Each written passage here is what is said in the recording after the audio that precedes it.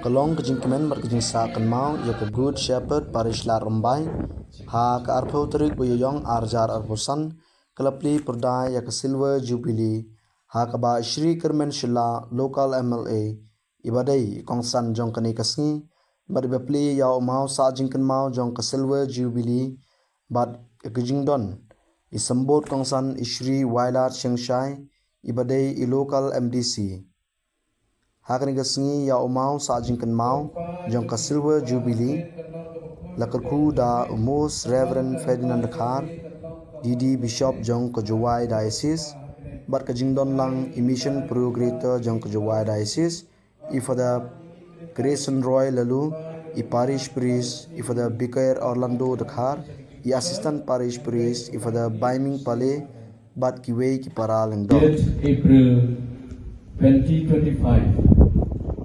established 2001 to 2026. Decided by Sri Vipul Singh, former President of Saint Samla, Good Shepherd Parish, Lad-Rymbai.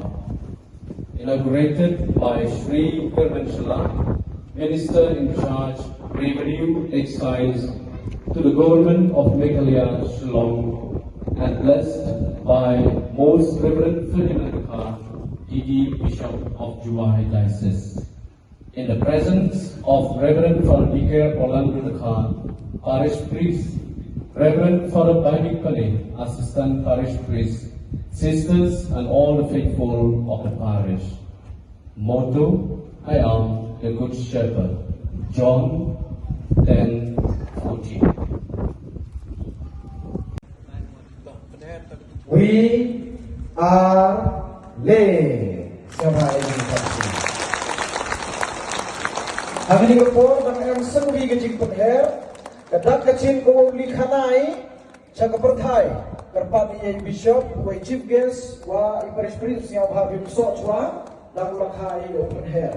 Kedak kecing kau likanai cakap perthai, untuk wa i parish Lad-Rymbai mes dan i Jubilee, kau kenmo ia kedak kecing kau nau por yang noa. Kencing jinglat yang kencing yap yo kencing im kencing selai tegani paru uman go ke message lagi kencing penting sama pertai dekarpan link ki release ki hale jo por ka do ngadam lakhan ini we are lay sama kencing bakti